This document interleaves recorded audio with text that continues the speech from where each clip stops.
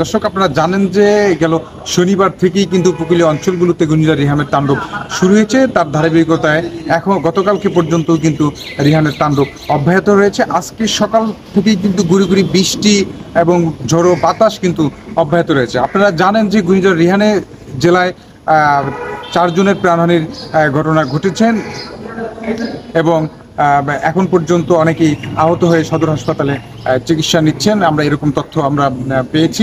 দর্শক, আপনাদেরকে আরেকটু জানানোর চেষ্টা করছি। আমরা সেক্ষেত্রে হচ্ছে জেলা জুড়ে ঘূর্ণিঝড় রিহানের ক্ষতিগ্রস্তের সংখ্যা জেলা প্রশাসক আমাদেরকে যেরকমটা জানিয়েছেন যে সড়ক 45 কিলোমিটার সড়কের ক্ষতি হয়েছে এবং 5000-এরও বেশি ঘর আংশিক ক্ষতি হয়েছে এবং 2500 ঘর ক্ষতিগ্রস্ত হয়েছে বেশি। এখন পর্যন্ত জেলা প্রশাসকের পক্ষ থেকে আমরা আরও যেটুকুটা জানতে পেরেছি 5008 ওয়ালটন এসিতে ইনস্টলেশন একদম ফ্রি।